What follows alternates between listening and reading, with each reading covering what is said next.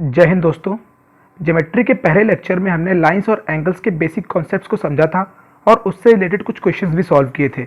आज इस वीडियो में हम उसके आगे के कॉन्सेप्ट्स को समझेंगे और लाइंस एंड एंगल्स यूनिट को कंप्लीट करने की पूरी कोशिश करेंगे। तो चलिए शुरू करते हैं।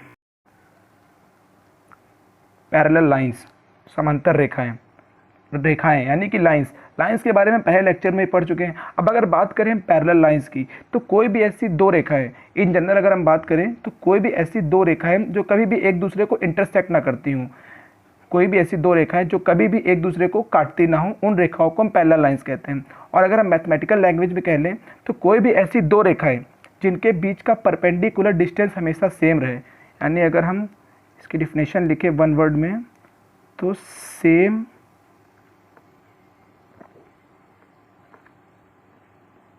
परपेंडिकुलर डिस्टेंस, ऐसी कोई भी दो लाइंस जिनके बीच का परपेंडिकुलर डिस्टेंस हमेशा सेम रहे, उन लाइंस को हम पैरेलल लाइंस कहते हैं, समांतर रेखाएं। कोई भी ऐसी दो रेखाएं जिनके बीच की लंबवत दूरी हमेशा समान रहे, ऐसी रेखाओं को हम समांतर रेखाएं कहते हैं। तो अगर हम यहाँ पे दो रेखाओं का एग्जाम्पल ले लें, इसे हम मान लें रेखा ए बी और इसे हम मान लें रेखा C D, line A B and line C D, तो इसके बीच का पैरेलल डिस्टेंस, परपेंडिकुलर डिस्टेंस, अगर हम बात करें यहाँ पे ये एंगल 90 डिग्री और ये एंगल 90 डिग्री, अगर ये डिस्टेंस हमारा x है तो थोड़ी दूर जाने पर भी ये डिस्टेंस जो है हमारा x ही रहेगा, थोड़ी और दूर जाने पर भी हमारा डिस्टेंस ये x ही रहेगा, चाहे हम इसको पूरे यूनिवर्स में कहीं भी ना पाए जाके, इन दोनों के बीच का डिस्टेंस हमेशा x ही रहेगा। तो अगर ऐसी कोई भी दो रेखाएं होती है तो इन्हें हम बोलते हैं पैरेलल लाइन, समांतर रेखाएं। अब बात करें हम शो कैसे करते हैं, तो अगर हमें दिखाना है कि ए बी जो है सी डी के पैरेलल है तो इसका सिंबल हम दिखाते हैं कुछ इस तरीके से, ये होता है इसका सिंबल। और अगर हमें यही बताना है कि ए बी जो है सी डी के परपेंडिकुलर है, एक टर्म हमने सुना है यहाँ पर परपेंडिकुलर, यानी कि एक लाइन दूसरी लाइन के 90 डिग्री एंगल बनाती है। फॉर एग्जांपल ये हो गई हमारी लाइन ए बी, ये हो गई हमारी लाइन सी डी। अगर A B line C D पर परपेंडिकुलर है तो हम इसे डिनोट करते हैं A B is perpendicular to C D, इस सिंबल को हम बोलते हैं परपेंडिकुलर। चलिए आगे चलते हैं। फिर इसके बाद एक और टर्म आता है ट्रांसवर्सल लाइन, ट्रांसवर्सल लाइन, इसे हम लोग हिंदी में बोलते हैं तिर्यक रेखा।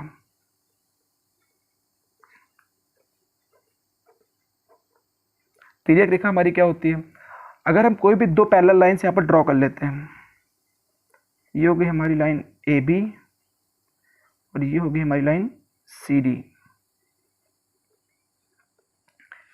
ये हो गई हमारी लाइन ए बी, ये हो गई हमारी लाइन सी डी। अगर एक लाइन हम यहाँ से ऐसे ड्रॉ कर देते हैं जो इन दोनों लाइन को ऐसे काटती हुई चली जाती है, इसका नाम रख दिया एम एन। तो कोई भी एक ऐसी रेखा जो परपेंडिकुलर लाइंस को ऐसे काटती हुई चली जाती है उसे हम बोलते हैं तिर्यक रेखा या ट्रांसवर्सल लाइन, इसे हम लोग बोलते हैं तिर्यक रेखा या ट्रांसवर्सल लाइन। यहाँ पे हो गई हमारी एम एन, ये हो गई हमारी तिर्यक रेखा, एम एन हो गई हमारी तिर्यक रेखा। आगे चलते हैं। अब कुछ हम टर्म्स लिख लेंगे और उसके बारे में फटाफट जान लेंगे। एक होता है हमारा कॉरेस्पॉन्डिंग एंगल, जिसे हम लोग हिंदी में कहते हैं संगत कोण। दूसरा हो जाएगा हमारा vertically opposite angle. Vertically opposite angles के बारे में हमने पहले लेक्चर में भी कवर किया था।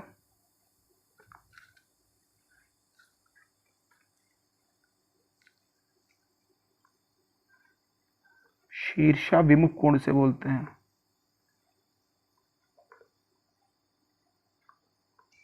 और तीसरा होता है हमारा अल्टरनेट एंगल।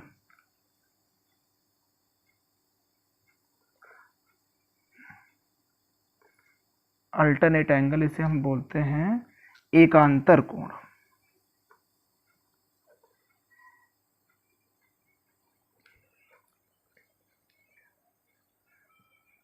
अब इन तीनों को हमें समझना है। चलो फटाफट अब आगे देखते हैं। अगर हम इस फिगर पे ध्यान से देखें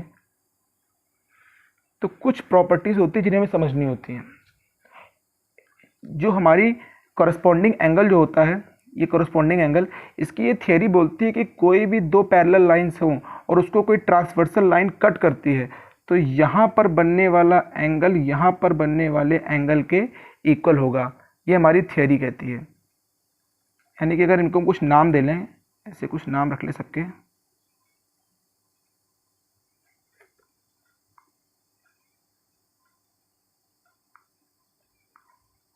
और इसको ले लिया 1, इसको दे दिया 2, इसको दे दिया 3, इसको दे दिया 4, इसको दे दिया 5, इसको दे दिया 6, इसको दे दिया 7 और इसको दे दिया 8। तो हमारी प्रॉपर्टीज़ क्या कहती है? तो हमारी प्रॉपर्टी कहती है जो यहाँ पर एंगल 1 बनेगा वो एंगल 5 के इक्वल होगा। ये है हमारा एंगल 5 इतना, ये है हमारा एंगल 7। तो हमारा एंगल 1 जो है वो हमारे एंगल 5 के इक्वल होगा। करस्पॉन्डिंग एंगल की थियरी बोलती है कि एंगल 1 जो होगा हमारा एंगल 5 के इक्वल होगा, एंगल 2 जो होगा हमारा वो एंगल 6 के इक्वल होगा, एंगल 3 जो होगा वो हमारा एंगल 7 के इक्वल होगा, और वहीं हमारा जो एंगल 4 होगा वो हमारे एंगल 8 के इक्वल होगा। ये हो गई हमारी कॉरस्पॉन्डिंग एंगल की थियरी। ये होते हैं हमारे एकांतर कोण। हमारा ये एंगल नंबर 1 एंगल नंबर 5 के इक्वल होगा, एंगल नंबर 2 एंगल नंबर 6 के इक्वल होगा, एंगल नंबर 7 एंगल नंबर 3 के इक्वल होगा, और एंगल नंबर 8 एंगल नंबर 4 के इक्वल होगा। अब अगर हम बात कर लें शीर्षाभिमुख कोण, शीर्षाभिमुख कोण क्या होते हैं? तो हमने शीर्षाभिमुख कोण पहले ही पढ़ा हुआ था कि एंगल जो कोई भी ऐसे अगर हमारा एक्स काइंड ऑफ फिगर बनता है, ऐसे एक्स काइंड ऑफ फिगर बनता है, एक लाइन ये है, एक लाइन हमारी ये है। अगर कोई हमारा एक्स काइंड ऑफ फिगर बनता है तो यहाँ पर बनने वाला एंगल यहाँ पर बनने वाले एंगल के ऑलवेज इक्वल होता है, यहाँ पर बनने वाला एंगल यहाँ पर बनने वाले एंगल का हमेशा बराबर होता है। तो अगर उस अकॉर्डिंग बात करें तो हमारा एंगल नंबर 1 एंगल नंबर 4 के इक्वल हो जाएगा, हमारा एंगल नंबर 2 एंगल नंबर 3 के इक्वल हो जाएगा, हमारा एंगल नंबर 2 एंगल नंबर 3 के इक्वल हो जाएगा, उसी तरह एंगल नंबर 5 एंगल नंबर 8 के इक्वल हो जाएगा, और हमारा एंगल नंबर 7 एंगल नंबर 6 के इक्वल हो जाएगा। अब बात कर लें हमारे अल्टरनेट एंगल एकांतर कोण की। अगर हम एकांतर कोण की बात करें तो इसको मैं से आगे अगले फिगर में देख लेते हैं, बड़ा करके थोड़ा सा साफ साफ।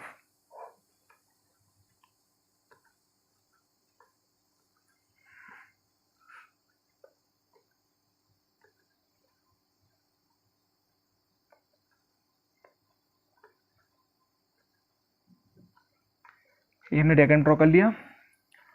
तो हमें ये पता है कि हमारा ये एंगल इस एंगल के इक्वल होगा क्योंकि ये करस्पॉन्डिंग एंगल है, ये एंगल इस एंगल के इक्वल होगा क्योंकि ये भी करस्पॉन्डिंग एंगल है।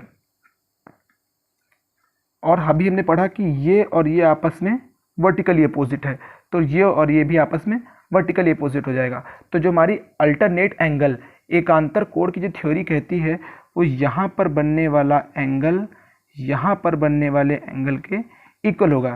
देखो ध्यान से कैसे, इसको अगर हम नाम दे दे 1, इसको नाम दे दे 2, इसको नाम दे दे 3 और इसको नाम दे दे 4, तो एंगल नंबर 1 जो है एंगल नंबर 2 के इक्वल है क्योंकि ये दोनों हैं vertically opposite angle, VOA vertically opposite angle. और वहीं पे हमारा एंगल नंबर 3 जो है एंगल नंबर 4 के इक्वल है। क्यों? क्योंकि ये भी वर्टिकली अपोजिट एंगल है। और वही हमारा एंगल नंबर 1 एंगल नंबर 3 के इक्वल है क्योंकि ये है हमारे करस्पॉन्डिंग एंगल। ये हो गया हमारे करस्पॉन्डिंग एंगल। तो इक्वेशन नंबर 1 और इक्वेशन नंबर 2 को अगर हम इक्वल कर लें तो हमें पता चल जाएगा कि angle number 2 should be equal to angle number 3 and that is your alternate angle. ये हो गया हमारा अल्टरनेट एंगल। तो हमने करस्पॉन्डिंग एंगल समझ लिया, हमने वर्टिकली अपोजिट एंगल समझ लिया, हमने अल्टरनेट एंगल समझ लिया, हमने तीनों के तीनों समझ लिए। ये बहुत इंपॉर्टेंट होने वाले हैं, आगे हर क्वेश्चन में लगेंगे आके भी आगे। फिर एक और चीज़ हम समझ लेते हैं,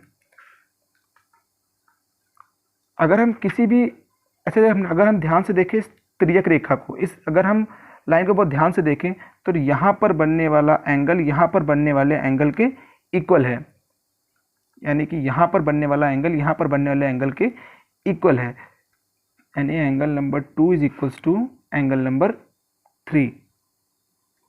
बहुत ध्यान से समझने वाली बात है यहाँ पर। और हमें पता है कि कोई भी एक जो स्ट्रेट लाइन होती है, यहाँ पर बनने वाले एंगल को हम मान लेते हैं x, यहाँ पर बनने वाले एंगल को हम मान लेते हैं x। तो हमारी जो एक स्ट्रेट लाइन होती है, हमारी स्ट्रेट लाइन, उस पर बनने वाला एंगल जो होता है वो होता है हमारा 180 डिग्री। तो यानी angle 3 plus angle x should be always equals to 180 degree. हमारा एंगल 3 और एंगल x हमारा हमेशा 180 डिग्री होगा। तो वहीं हमें पता है कि एंगल नंबर 2 एंगल नंबर 3 के इक्वल है, यानी अगर हम एंगल नंबर 3 की जगह एंगल नंबर 2 पुट कर दें तो angle 2 plus angle x will be equal to 180 degree. इसे हम बोल लेते हैं इंटरनल एंगल्स, या फिर कह लें इंटीरियर एंगल्स। इंटीरियर एंगल, इसे हम कहते हैं इंटीरियर एंगल, अंतः कोण, आंतरिक कोण कह लें, अंतः कोण कह लें। अब इसको हम डायग्राम में समझ लेते हैं। अगर हमने कोई वैसे डायग्राम ड्रॉ कर लिया फटाफट, ये दोनों लाइंस पैरेलल हो गई आपस में, और ये इसकी हो गई ट्रांसवर्सल लाइन। तो यहाँ के एंगल और यहाँ के एंगल का सम हमेशा 180 रहेगा, वहीं यहाँ के एंगल और यहाँ के एंगल का सम हमेशा 180 रहेगा। इंटीरियर एंगल्स का सम हमेशा 180 रहेगा। चलो अब कुछ ट्रायंगल से रिलेटेड कुछ बेसिक बातें समझ लेते हैं।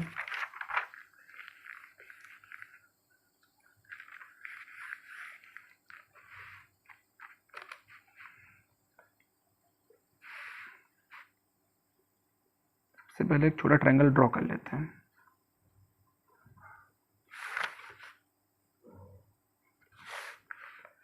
ये हो गया हमारा ट्रायंगल ABC। सबसे पहले बेसिक चीज़ें जान लेते हैं। वर्टेक्स क्या होता है हमारा, जिसे हम लोग हिंदी में कहते हैं शीर्ष। शीर्ष क्या होता है, तो जहाँ पर तीनों रेखाएं आपस में आकर मिलती हैं उन्हें हम कहते हैं शीर्ष। वर्टेक्स हो गया ये हमारा, इसे हम कहते हैं शीर्ष। यानी हमारे किसी भी ट्रायंगल में 3 वर्टेक्स होते हैं। कितने वर्टेक्स? 3 वर्टेक्स। और वर्टेक्स को हमेशा हम कैपिटल शो करते हैं, ABC, A, B और C। ये हो गए हमारे 3 वर्टेक्स। हर ट्रायंगल के 3 साइड्स होते हैं, साइड्स, इसे हम हिंदी में बोलते हैं भुजा। तो हर एक ट्रायंगल में कितनी साइड होती हैं? 3 साइड्स, जिन्हें हम लिख सकते हैं AB, BC and CA। AB, BC और CA या फिर AC, ये हो गई हमारी 3 भुजाएं।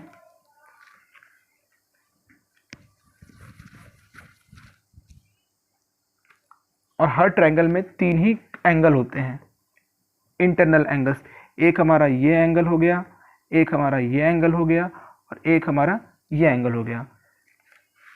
तो एक बहुत ही बेसिक सी प्रॉपर्टी हर किसी को पता होती है, नहीं पता होती तो यहाँ पर देखो ध्यान से कि किसी भी ट्रायंगल के इंटीरियर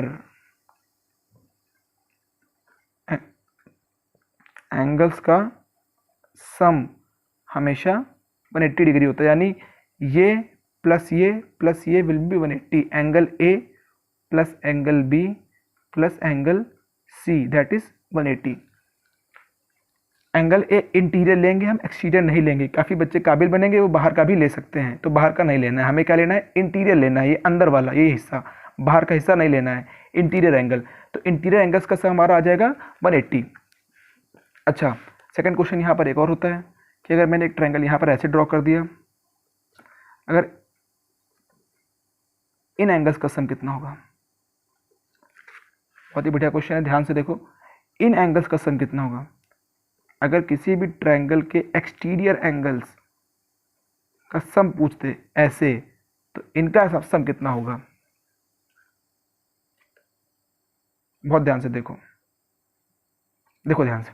चलो अगर कभी हमसे ऐसे पूछ ले तो इसको, इस वर्टेक्स का नाम है ए, इस वर्टेक्स का नाम है बी, इस वर्टेक्स का नाम है सी, ऐसा बाहर वाला पूछेंगे तो हमें पता है कि एक पॉइंट पर बनने वाला पूरा एंगल 360 डिग्री होता है, यानी यहाँ का 360, यहाँ का 360 और यहाँ का 360, 360 प्लस 360 प्लस 360, तीनों जगह का हमने 360 360 360 ले लिया। हमने 360 ले लिए। अब हमें पता है कि यहाँ पे इसका इसका और इसका सम, अंदर वाले का सम 180 होता है, तो हम इससे 180 जो है माइनस कर देंगे, इससे हम 180 जो है माइनस कर देंगे। तो इन तीनों को हमने ऐड किया, हमारा आ जाएगा 1080 और इससे हम 180 माइनस कर देंगे तो हमारा आ जाएगा 900। तो अगर हम ऐसे एक्सटीरियर एंगल्स का सम पूछें तो ये हो जाएगा हमारा 900। चलो अब ट्रायंगल्स के बारे में थोड़ी सी और बात कर लेते हैं। अगर हम एक ट्रायंगल और ऐसे बना लेते हैं,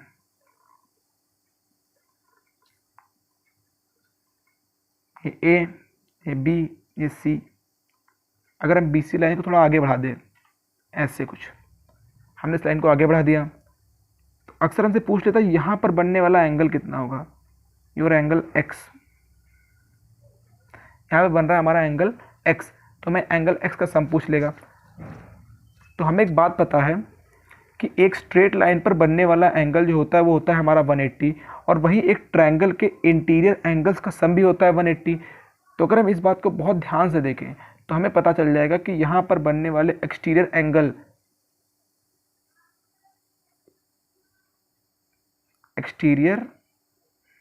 एंगल इसे हम बोलते हैं बाह्य कोण। ये होगा हमारा सम ऑफ अपोजिट इंटीरियर एंगल्स।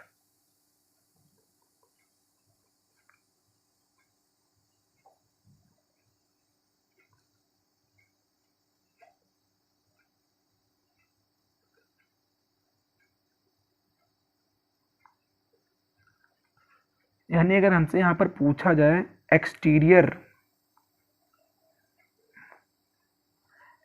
सी की वैल्यू पूछी जाए तो इंटरनल ए प्लस इंटरनल बी, यहाँ के एंगल का सम यहाँ वाले और यहाँ वाले के सम का इक्वल होगा। यानी अगर ये बाहर वाला हमसे पूछ लिया जाए, ये हमें दिया गया हो 30, ये हमें दिया गया हो 90 और हमसे ये वाला पूछा गया हो, तो निकालने के दो तरीके हो जाएंगे। पहला हो सकता है कि हमने इन दोनों को जोड़ा और 180 से माइनस कर दिया तो हमारा यहाँ का निकल आएगा, तो हम यहाँ पे लिख देंगे 60। अगर हमें इसको निकालना ही नहीं, सीधा हम जोड़ेंगे, यहाँ पर कितना आएगा हमारा, हमने इन दोनों को जोड़ा, हमारा आ गया 120, सीधा हमारे x की वैल्यू हो जाएगी 120। एक दूसरा तरीका भी हो जाएगा, हमने इन दोनों को जोड़ा, फिर हमने इसको 180 से माइनस कर 60 आ गया, फिर हमें पता है कि एक स्ट्रेट लाइन हमारी जो होती है 180 की होती है, ये 60, तो इसको 180 से फिर माइनस करेंगे देन 120, तो उसको हम डायरेक्टली करेंगे, इन दोनों को जोड़ेंगे और यहाँ का एंगल निकल आएगा। ये यहाँ के साथ ही नहीं, हर जगह पे होता है। अगर हम यहाँ पे ऐसे इसको आगे बढ़ा देते हैं, ऐसे अगर हमने इसको ऐसे आगे बढ़ा दिया तो यहाँ पर बनने वाला एंगल इन दोनों के सम के इक्वल होगा, यानी कि ये भी होगा हमारा 90, 60 प्लस 30 90। वहीं यहाँ पे अगर हम बात कर लें तो यहाँ वाला भी इन दोनों के सम के इक्वल होगा 95 96 115, यानी कि ये हो जाएगा 150 डिग्री। ऐसे होता है हमारा। चलो और आगे देखते हैं।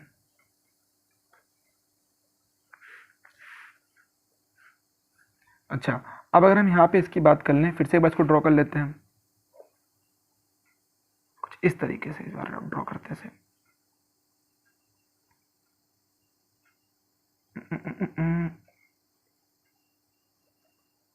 चलो कोई बात नहीं,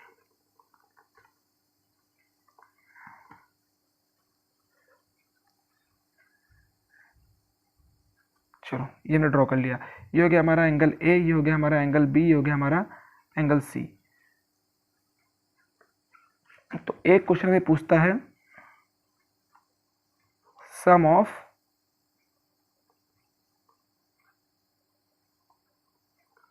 एक्सटीरियर एंगल्स।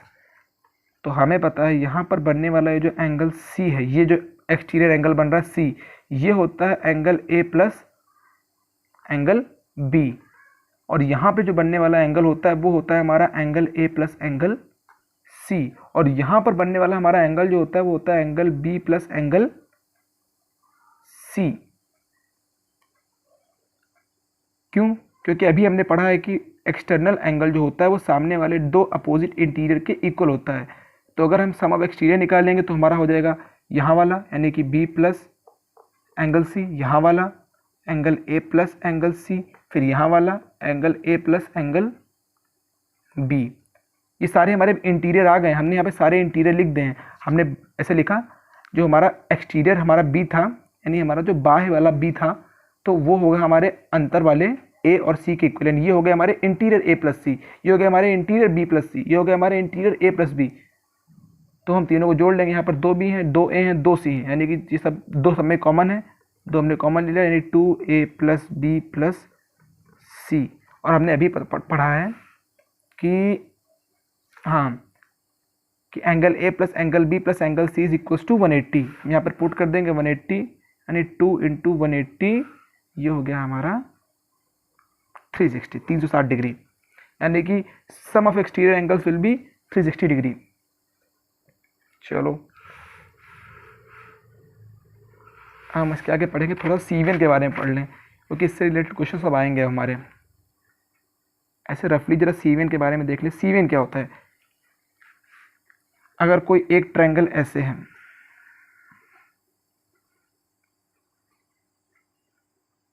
तो किसी एक वर्टेक्स से सामने वाली साइड पर कोई भी लाइन अगर खींच दी जाए तो वो होती है हमारी सीवियन। वर्टेक्स आप लोग को मैंने बताया अभी, मैंने आप लोग को साइड भी बताई, यानी कि ये एक वर्टेक्स हो गया। इस वर्टेक्स से इस साइड पर कहीं भी एक लाइन खींच दी जाए, यहाँ खींच दें हम, यहाँ खींच दें, ऐसे खींचते हैं, यहाँ पे खींच दें, ये हर एक लाइन हमारी सीवियन होती है। इसे हम बोलते हैं सीवियन। सीवियन बहुत तरह की होती हैं, चलिए देखते हैं सीवियन के बारे में पढ़ते हैं। ये पहली होती है हमारी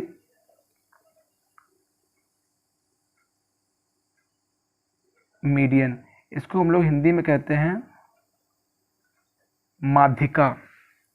मीडियन यानी कि माध्यिका। दूसरी होती है हमारी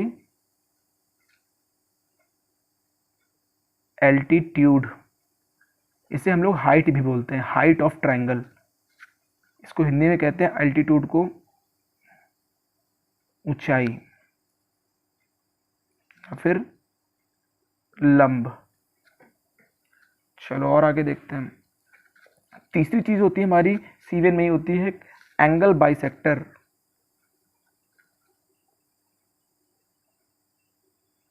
जिसे हम लोग बोलते हैं कोण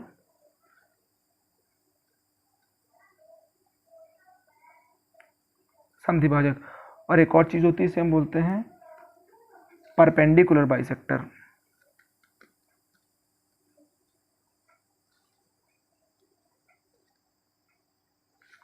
इसे हम लोग हिंदी में कहते हैं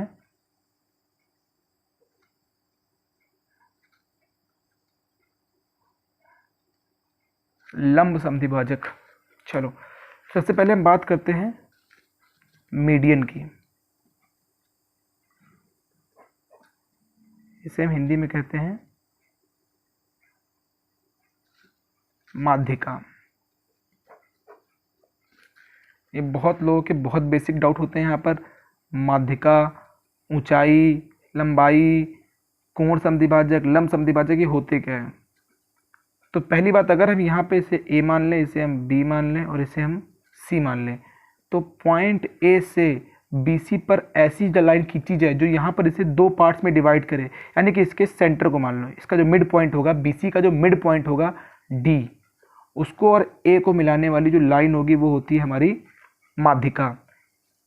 ऐसी लाइन जो किसी एक वर्टेक्स से खींची जाए और सामने वाली लाइन को यानी सामने वाली साइड को दो इक्वल पार्ट्स में डिवाइड करे, यानी यहाँ की लंबाई इक्वल होगी। जो हमारा BD है वो इक्वल होगा DC के, जो सामने लाइन को इक्वल 2 पार्ट्स में बांट दे वो होती है हमारी मीडियन। ऐसी अगर हम B से खींचें तो ये वाली लाइन भी इसके इक्वल हो जाएगी। ये हो गया हमारा E, यानी कि हमारा जो AE है वो EC के इक्वल होगा। और सेम ऐसे ही यहाँ से ड्रॉ होगी वो सेम इसी पॉइंट से जाएगी, जो यहाँ का पॉइंट है इसी पॉइंट से जाएगी। इसे हम नाम दे देंगे F। तो हमारा जो है FB जो है वो इक्वल होगा AF के। और जो यहाँ पे हमारा एक सेंटर पे पॉइंट आएगा इसे हम नाम दे देंगे G। G होता है हमारा सेंट्रॉइड, हिंदी में से बोलते हैं केंद्रक। तो अब एक और पहला क्वेश्चन कि जो ऐसी कौन सी चीज़ होती है जो कि किसी एक वर्टेक्स से खींची जाती है, सामने वाली लाइन को डिवाइड करती है टू इक्वल पार्ट्स में। ऑप्शन होंगे आपके मीडियन, एंगल बाइसेक्टर, हाइट या फिर परपेंडिकुलर बाइसेक्टर। तो इसलिए हम लगाएंगे टिक मीडियन। सेकंड क्वेश्चन, तीनों मीडियंस के कट करने पर जो एक पॉइंट बनता है उसे हम क्या कहते हैं? होगा हमारा सेंट्रॉइड। ये दो क्वेश्चन हो गए मीडियन से। Second topic, what is altitude?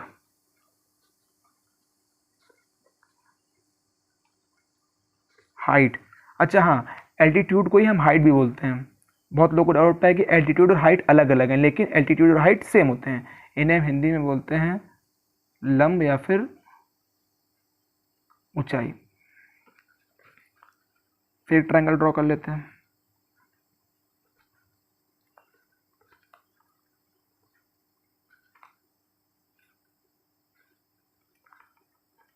अब हम सामने वाली लाइन को इक्वल पार्ट्स में डिवाइड नहीं करेंगे। अब हम सामने वाली लाइन को इक्वल पार्ट्स में डिवाइड नहीं करेंगे। अब हम सिर्फ देखेंगे कि यहाँ से जो लाइन खींची जाएगी किसी एक वर्टेक्स से सामने वाले वर्टेक्स पे जो लंब खींचा जाए, ये हो गया 90 डिग्री, ये होगा हमारा 90 डिग्री। कितना होगा हमारा? 90 डिग्री। एक लाइन से सामने लाइन पे जो लंब खींचा जाए वो होता है हमारा एल्टीट्यूड, हाइट। ये होगी हमारी ट्रायंगल की हाइट। यही नहीं कि हम यहीं से खींचेंगे, हम तीनों तरह से खींचते हैं। यहाँ से भी एक लंब खींचेंगे, ये हो गया हमारा लंब, और यहाँ पर भी हमारा एक लंब खींचेंगे।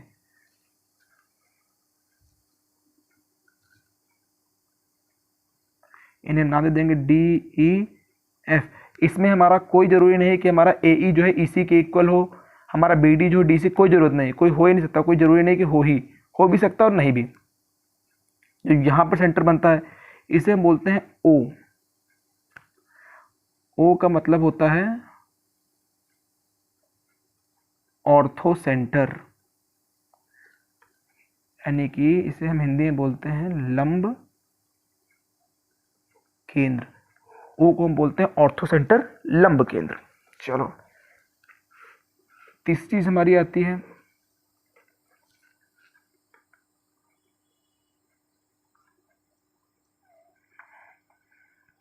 Angle bisector.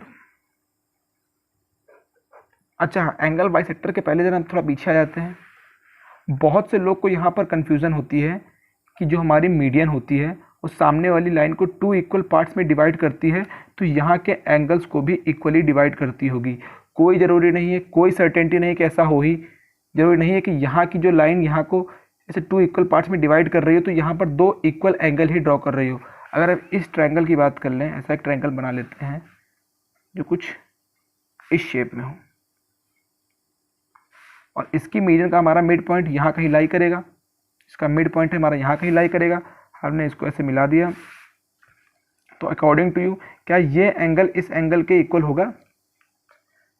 हम साफ साफ देख सकते हैं ये वाला कितना बड़ा और ये वाला कितना छोटा है। तो यानी कि ये जो हमारा डाउट रहता है कि यहाँ का एंगल यहाँ के एंगल का इक्वल होगा, तो ये हम कभी नहीं, कोई सर्टेनिटी नहीं, ऐसा होगा ही, हो भी सकता है लेकिन ऐसा सर्टेनिटी नहीं कि होगा ही। तो इसीलिए हमारा एक टर्म बनता है एंगल बाइसेक्टर। एंगल बाइसेक्टर क्या होता है? ऐसे एक ट्रायंगल हो गया हमारा, यहाँ से एक लाइन खींची गई, यहाँ से एक लाइन खींची गई, यहाँ से एक लाइन खींची गई, फिर तीनों एक पॉइंट मिलेंगे। लेकिन यहाँ पर जरूरी नहीं है कि ये दोनों लाइन्स इक्वल हों। यहाँ पर जरूरी होगा कि यहाँ का एंगल यहाँ के एंगल का इक्वल होगा, और यहाँ का एंगल यहाँ के एंगल का इक्वल होगा, और यहाँ का एंगल यहाँ के एंगल का इक्वल होगा। यानी कि हर एक वर्टेक्स से खींची गई लाइन वहाँ के उस वर्टेक्स के एंगल को दो इक्वल पार्ट्स में डिवाइड करेगा। हर एक वर्टेक्स से खींची गई लाइन आगे वाले वर्टेक्स को, हर एक वर्टेक्स से खींची गई लाइन उस वर्टेक्स पे बने एंगल को इक्वल पार्ट्स में डिवाइड करेगा। ज़रूरी नहीं है कि ये लाइन का ये पार्ट इक्वल हो, कोई ज़रूरी नहीं है। अब जो यहाँ पर सेंटर बनता है इसे हम डिनोट करते हैं आई से। आई का मतलब होता है इन सेंटर, यानी कि अंतः केंद्र। सेम ऐसे एक टर्म होता है, अच्छा हाँ, एंगल बाइसेक्टर को हम बोलते हैं कोण समद्विभाजक। अब आता है हमारा परपेंडिकुलर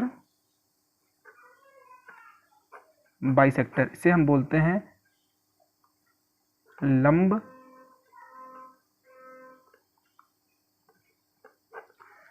सबसे पहले एक हम लाइन पे पहले देख ले लंब समद्विभाजक क्या होता है। एक लाइन अगर हम यहाँ पे ड्रॉ कर ले, एक लाइन मान ले यहाँ पे एक लाइन ले ली हमने, एक लाइन हमने ये ले ली है।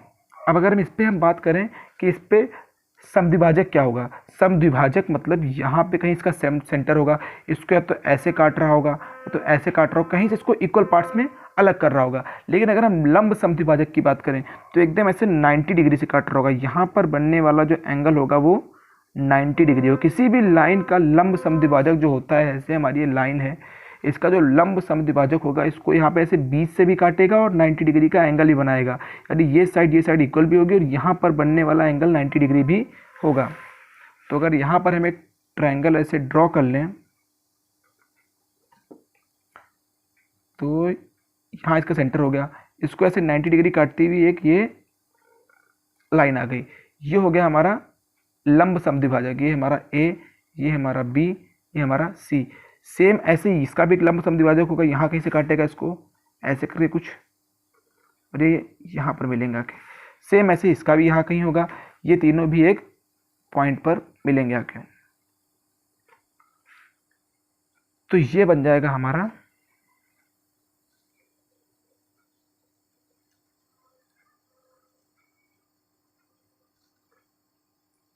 सी, ये बन जाएगा हमारा सी, या इसे हम नाम ले ओ।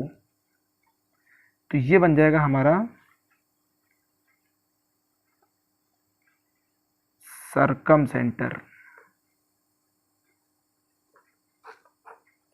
सरकम सेंटर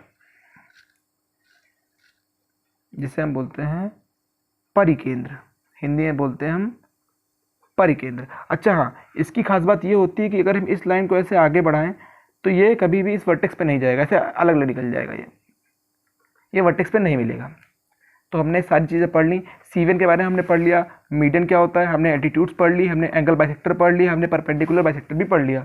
अब फटाफट एक और चीज़ देख लेते हैं जो बहुत कॉमन होती है, बहुत ज़्यादा आती है। आती क्या मतलब, इससे क्वेश्चन से बहुत पूछा आता है। इससे डायरेक्ट क्वेश्चन नहीं पूछे कि ये क्या होता है, मीडियन क्या होती है, पूछेगा नहीं।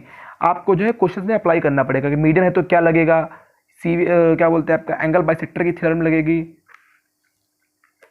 चलो फटाफट आगे देखते हैं। एक चीज़ हमारी होती है आइसोसेलेस ट्रायंगल, आइसोसेलेस ट्रायंगल, इसे हम हिंदी में बोलते हैं, क्या बोलते हैं, समद्विबाहु त्रिभुज। हाँ, समद्विबाहु, समद्विबाहु त्रिभुज। समद्विबाहु जैसा कि नाम से क्लियर है, जिसकी दो भुजाएं इक्वल हो, जिसकी टू साइड्स इक्वल हो, ऐसा कोई ट्रायंगल जिसकी दो साइड्स हमारी क्या हो, इक्वल, यानी कि ये साइड और ये साइड मान लिया हमने इक्वल है। तो अब देखो ध्यान से, यहाँ पर से जो लाइन ऐसे खींची जाएगी ये इसको इक्वली डिवाइड करेगी, सिर्फ यहाँ पे सामने वाली से, अगर ये दोनों लाइट साइंस इक्वल हैं, ये हो गया हमारा ए, ये हो गया हमारा बी, यहाँ पर ये हो गया सी। तो हाँ, किसी भी एक समद्विबाहु त्रिभुज में ऐसे दो भुजाएं यहाँ की इक्वल हैं, तो ऊपर से खींची गई जो लाइन होगी, ऊपर से खींची हुई जो लाइन होगी वही हमारी मीडियन होगी, वही हमारी परपेंडिकुलर बाइसेक्टर होगी, वही हमारी एंगल बाइसेक्टर होगी, वही हमारी क्या बोलते हैं एल्टीट्यूड और हाइट भी यही होगी, यानी ये 90 डिग्री होगा, यही हमारा सब कुछ होगा। ठीक है, ये हो गया हमारा आइसोसेलेस ट्रायंगल। चलो हमने इतना कुछ कवर कर लिया है, अब फटाफट इससे रिलेटेड कुछ क्वेश्चंस भी देख लेते हैं। तो आते हैं पहले क्वेश्चन पे।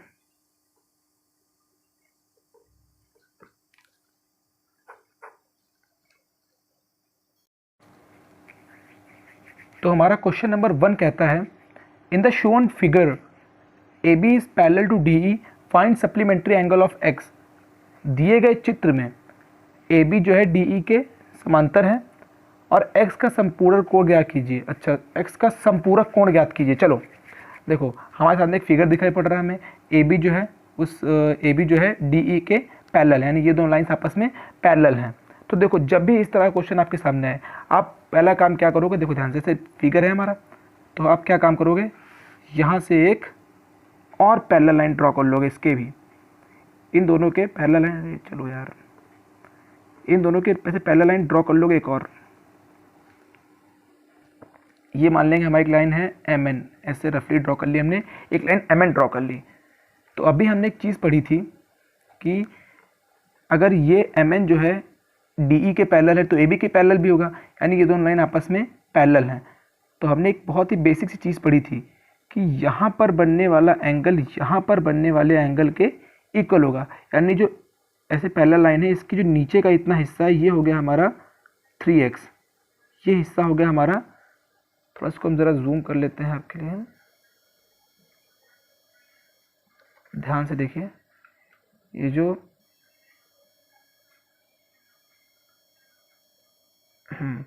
हमारा यहाँ का हिस्सा हो गया इतना, ये हो गया हमारा 3x।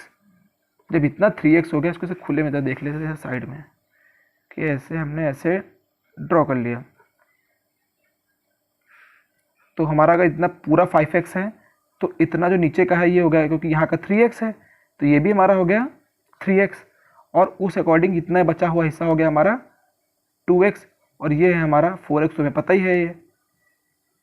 फिर हमने पहले इससे इसको 3x निकाल लिया, अब ये जो हमारा 2x है, हमने कहीं प्रॉपर्टी पढ़ी है कि अगर ये लाइन पैरेलल है और ये लाइन पैरेलल है तो किसी भी एक तिर्यक रेखा यानी कि ट्रांसवर्सल लाइन जो हो उसके इधर वाले इंटीरियर एंगल्स जो होते हैं उनका सम जो होता है वो होता है हमारा 180। कितना होता है हमारा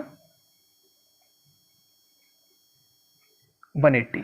चलो देखते हैं, यानी कि हम यहाँ पे डायरेक्टली इस फिगर के थ्रू इतना कह सकते हैं कि 4x plus 2x is equals to 180। हमें एग्जाम में सिर्फ इतना लिखना है, कोई तीन जाम नहीं बनाना, पूरी कहानी नहीं लिखनी, सिर्फ इतना लिखना है 4x plus 2x is equals to 180। ये भी हमारे माइंड में होना चाहिए, इस क्वेश्चन में तो पेन उठाना ही नहीं है।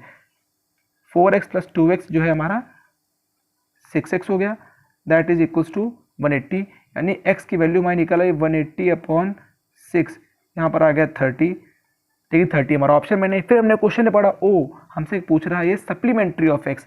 अब जिसको भी सप्लीमेंट्री नहीं पता उसको फांसी दे देनी चाहिए, क्योंकि हमने पिछले लेक्चर में पूरा एक्सप्लेन किया था व्हाट इज सप्लीमेंट्री।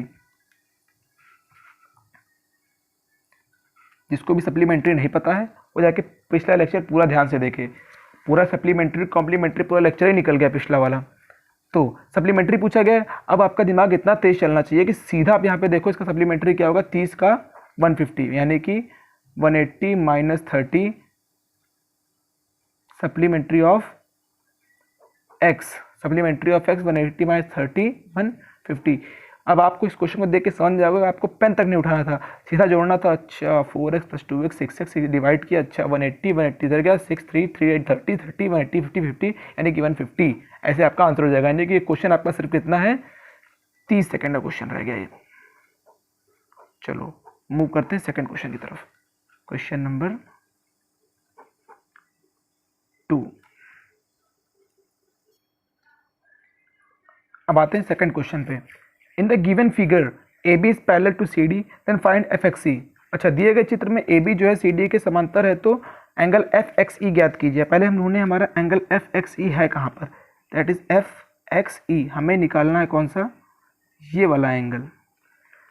तो देखो अब हम इस क्वेश्चन में पहली बात तो कहीं कुछ सॉल्व नहीं करेंगे, सिर्फ डायग्राम में सॉल्व करेंगे और करते चले जाएंगे। देखो फटाफट कैसे करेंगे। हमारा पहला क्या है, हमारी ए बी जो सी डी के पैरेलल है, तो ये हमारी लाइन आ रही है, ये हो जाएगी हमारी तिर्यक रेखा, ये हो जाएगी हमारी तिर्यक रेखा। तिर्यक रेखा मतलब ट्रांसवर्सल लाइन। अब देखो ध्यान से, ये हमने पता था कि तिर्यक रेखा की जो ऐसे ये तिर्यक रेखा है ऐसे, तो इसके एक तरफ के जो एंगल होते हैं, जो इंटीरियर एंगल्स होते हैं, उनका सम जो होता है 180 होता है। तो अगर हमारा एक 110 दिया हुआ है तो दूसरा हमारा अपने आप 70 हो जाएगा, 180 से माइनस कर दें 110, दूसरा वाला निकल आएगा। यहाँ का एंगल हमारा निकल आया 70। अब देखो ध्यान से, हमें पता होता है कि किसी भी स्ट्रेट लाइन पर बनने वाला एंगल जो होता है 180 डिग्री होता है। अगर हम इसका नाम ले लें, ये एक स्ट्रेट लाइन है, तो इस पर बनने वाला एंगल हमेशा हमारा कितना होगा 180 होगा। तो ये हमारा 3 पार्ट में डिवाइड है, एक एंगल यहाँ पर है, एक एंगल यहाँ पर है और एक एंगल यहाँ पर है। 2 एंगल हमें दिए हुए हैं, एक 110 और एक 30, यानी एक हमारा 110 दिया हुआ, एक हमारा 30 दिया हुआ, दोनों को जोड़ लेंगे हो जाएगा 140। 140 को 180 से कर देंगे हम माइनस, तो अपने आप हमारा निकल आएगा कितना, ये 40। ये इस एंगल हमारा निकल आएगा 40। अच्छा, ये है हमारा 70, ये है हमारा 50, तो हमारा बीच का पूछ रहा है कितना होगा। तो हमें सीधे सी बात पता है, जैसे हमने नीचे लॉजिक लगाया सेम वही लॉजिक ऊपर लगाएंगे और ऊपर वाला निकल आएगा हमारा 60। यानी कि ये हो गया हमारा एक ट्राइंगल, ये है हमारा एक ट्राइंगल। ट्राइंगल के हमें 2 एंगल्स पता है, तीसरा निकालना है, एक 60 एक 40, 60 40 100, 180 से माइनस कर देंगे, यानी कि तीसरा वाला अपने आप 80 निकल आएगा। Option number D. हमें इसको कहीं बाहर सॉल्व करने की जरूरत नहीं, सीधा कॉपी में हो जाता है। सीधा कॉपी में क्या, बस उसी डायग्राम को समझते चलो, उसी में करते चले जाओ, सॉल्व हो जाएगा अपने हाथ। चलो इसी तरफ आगे बढ़ते हैं अगले क्वेश्चन की तरफ। चलो क्वेश्चन नंबर 3 पे देखें। In the given figure A B is parallel to D E, हमें एंगल बी सी डी निकालना है। एंगल बी सी डी बोले तो कहाँ पे, यहाँ पे। जो हमारा ए बी है वो डी ई की पैरेलल है, यानी कि ये लाइन इस लाइन के पैरेलल है। अच्छा हाँ, अगर हम ए बी को देखो, बहुत ही ईजी क्वेश्चन, मतलब महा आसान क्वेश्चन। अगर हम इस लाइन को से आगे थोड़ा ड्रॉ कर दें, ऐसे आगे बढ़ा दें, यहाँ तक बढ़ा दिया मैंने, तो हमें पता है यहाँ का एंगल यहाँ के एंगल के इक्वल होगा। क्यों इक्वल होगा, क्योंकि ये है इसका alternate angle, sorry corresponding angle, ये होगा इसका करस्पॉन्डिंग एंगल। तो ये भी हमारा हो गया 120। जब ये 120 हो गया तो हमें पता है कि ये एक स्ट्रेट लाइन है, सीधी रेखा है, सीधी रेखा पर बनने वाला कोण 180 होता है, तो इधर का 20 है, तो ये बचा हो जाएगा हमारा कितना, 60। जब ये 60 हो जाएगा तो ये इधर सेम प्रॉपर्टी इधर भी लगा देंगे, इधर का एंगल इतना, ये कितना है 100। जब ये 100 है तो बचा हुआ एंगल कितना हो जाएगा, 180 minus 100 that is 80।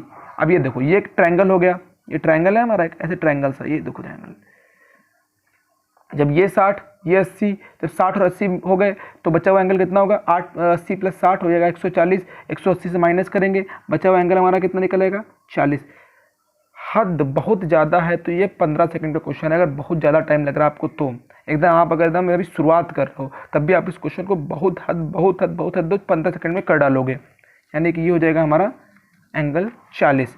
Question number 3 बहुत आसान, बहुत आसान, बहुत आसान। फिर बोलेंगे हम, ऐसे क्वेश्चन आपके एग्जाम में आते हैं और आप लोग कर नहीं पाते हो, फिर बैठ के देखते हो अरे यार ये क्या आ गया, फिगर टेढ़ा मेढ़ा, कुछ समझ नहीं आ रहा है। कुछ नहीं होता है, बस फिगर को ध्यान से देखना होता है, प्रॉपर्टीज जो हमने पढ़ी होती है अप्लाई करनी होती है, अप्लाई करोगे सीधा आंसर आएगा, कुछ नहीं करना था इसमें। ऐसे फिगर देखते से खोपड़ी में हाथ रख लेते, ऐसे बहुत आसान हो जाएगा ये। चलो अब आगे चलते हैं क्वेश्चन नंबर 4 की तरफ। क्वेश्चन नंबर 4, क्वेश्चन नंबर 4 देख लें तो क्वेश्चन नंबर 4 भी बहुत आसान है।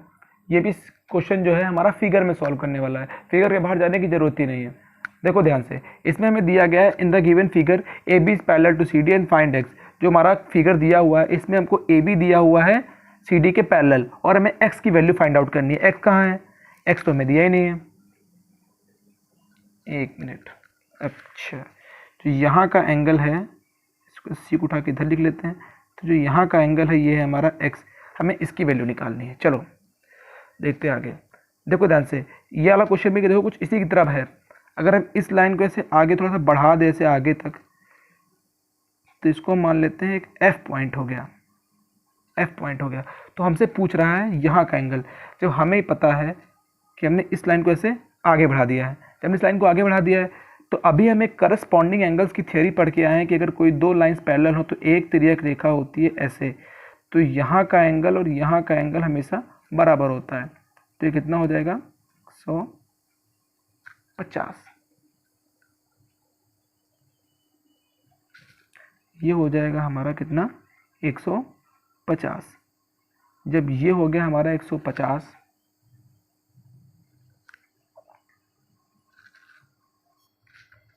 यहाँ का हो गया 150, 25 में पहले दिया हुआ था, हम फटाफट थ्योरी लगाएंगे ट्रायंगल के इंटीरियर एंगल्स के सम की। हमने एंगल्स का सम लगाया 150, 25, 175, यहाँ कितना बचा 5। सीधी सी बात, अगर ऐसे ना देखो तो ऐसे ही देख लो।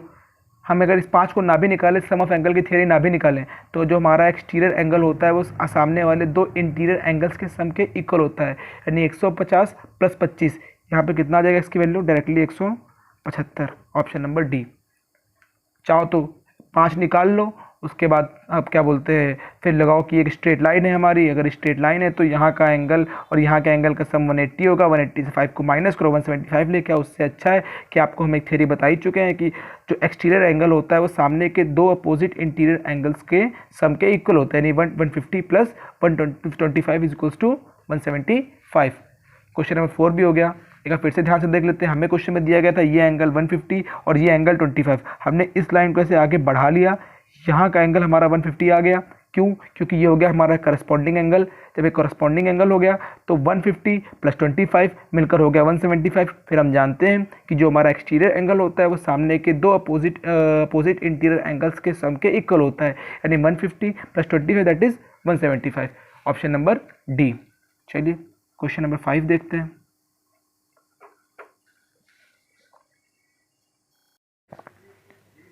क्वेश्चन नंबर 5 कहता है in the given triangle ABC PQ is parallel to BC and QR is the angle bisector of PQC. If RC is 15 centimetre then find QC. QC कहाँ पर है हमारा? ये हमें ये निकालना है। चलो, यानी क्या कहा गया है, दिए गए चित्र में ABC एक त्रिभुज है, मान लिया त्रिभुज है, ठीक, अतः PQ जो है BC के पैरेलल है, ठीक, कोई दिक्कत नहीं, यानी कि PQ और BC आपस में पैरेलल है, ठीक है, और भुजा QR PQC का कोण समद्विभाजक है। अच्छा, कोण समद्विभाजक, देखो अभी इस टर्म को हम पढ़ चुके हैं, कोण समद्विभाजक एंगल बाइसेक्टर। तो कौन सी भुजा? भुजा QR, यानी कि ये वाली जो भुजा है यहाँ का कोण समद्विभाजक है, यानी ये कोण और ये कोण इक्वल है, यानी ये थीटा और ये थीटा आपस में इक्वल है। चलो ठीक है, और आगे क्या है? कोण समद्विभाजक है, तो यदि RC जो है हमारा 15 सेंटीमीटर है तो भुजा QC की लंबाई, अच्छा RC जो है हमारा 15 सेंटीमीटर। अगर हम बहुत ध्यान से अपनी तीसरी आँख खोल के देखें यहाँ पर, तो PQ जो है BC के पैरेलल है। अगर PQ BC के पैरेलल है तो ये हो गई हमारी ट्रांसवर्सल लाइन, तिर्यक रेखा। जब ये तिर्यक रेखा हो गई तो अल्टरनेट एंगल की थ्योरी कहती है हमारी यहाँ का एंगल यहाँ के एंगल के इक्वल होता है, यानी कि ये एंगल भी हो गया थीटा।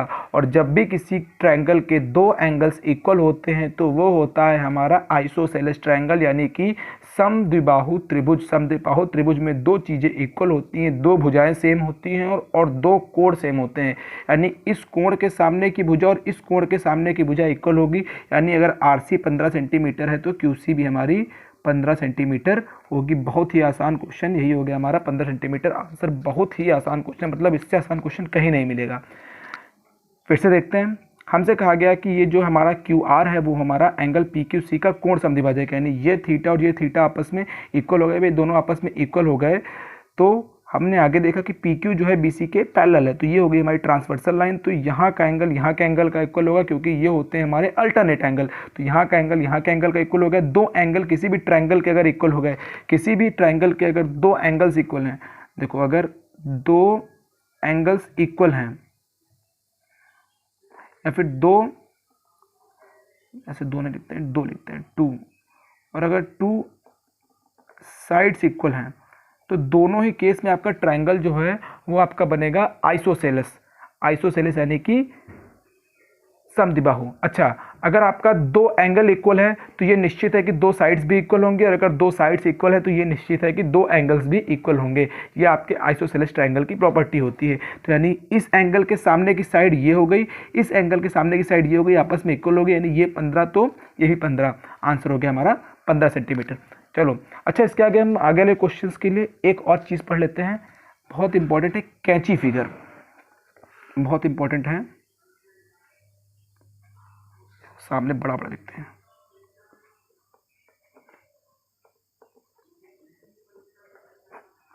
कैंची फिगर पढ़ लेते हैं, काफ़ी आता है एग्जाम्स में। इसका डायरेक्ट आपको तरीका बताता हूँ मैं। एक कुछ शेप आता है आपका ऐसे करके बन के, फिर इससे इसको ऐसे ज्वाइन कर दो,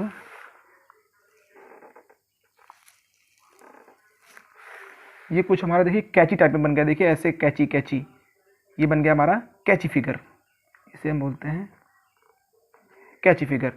तो यहाँ का एंगल हमने मान लिया A, यहाँ का एंगल हमने मान लिया B, यहाँ का एंगल हमने मान लिया C, और यहाँ का एंगल हमने मान लिया X। तो इसमें क्वेश्चन बहुत पूछता है, यहाँ का एंगल दे देगा, यहाँ का एंगल दे देगा, यहाँ का पूछ देगा, यहाँ का दे देगा, यहाँ का दे देगा, यहाँ का पूछ देगा। तो याद रख लीजिए इसमें सीधा सा आंसर होता है angle x is always equal to a plus B plus C, यानी कि यहाँ का जो बाहरी एंगल होता है वो a b और c के इक्वल होता है, यानी a b और c के सम के इक्वल होता है, हमेशा इक्वल होता है, याद रख लें एकदम अच्छे से। इस क्वेश्चन को देखो, अब देख लो, एक सेकंड इसकी प्रूविंग भी देख लेते हैं फटाफट। इससे इसको ऐसे आगे बढ़ा देंगे, यहाँ पे लाके ऐसे ज्वाइन कर देंगे। तो हमें पता होता है कि यहाँ का जो एक्सटीरियर एंगल होता है उसका सम इन दोनों के सम के इक्वल होता है। तो ये वाला हमारा एंगल आ जाएगा कितना, a प्लस बी। अब फिर यहाँ का जो एंगल होता है ये वाला, इसका सम, इसका जो वैल्यू होती है इन दोनों की इक्वल होती है, इन दोनों के सम के इक्वल होती है, सॉरी। तो यहाँ का जो एक्सटीरियर एंगल होगा उसकी जो वैल्यू होगी वो इन दोनों के सम के इक्वल होगी। तो ये हो जाएगा हमारा सिंपल से प्रूविंग। आपको प्रूविंग से उतना कोई खास मतलब है नहीं, आपको जो मतलब है वो है इस फॉर्मूले से, जो आपका एक्सटीरियर एंगल होगा वो हमारे इंटीरियर एंगल्स के सम का इक्वल होगा, जो हमारे तीनों इंटीरियर एंगल्स दिए गए होंगे। ये होता है हमारा कैची फिगर की थ्योरम। चलो, और हाँ, ये खाली इसी में नहीं है, अगर हम इस फिगर को ऐसे पकड़ के से खींच दें, से बाहर की तरफ से पकड़ के ऐसे ऐसे खोल दें, तो ये फिगर हमारा कुछ इस तरीके से बन जाएगा। ये हो जाएगा हमारा ए, ये हो जाएगा हमारा बी, ये हो जाएगा हमारा सी, और ये हो जाएगा हमारा बाहरी वाला एक्स। तो ये जो वैल्यू है वो यहाँ पर भी लाई करेगी, X is equals to A plus B plus C. ठीक है, इसमें कोई डाउट नहीं, पहले कोई कुछ डाउट नहीं होगा, जो ये वैल्यू होगी वो यहाँ के लिए भी सेम होगी।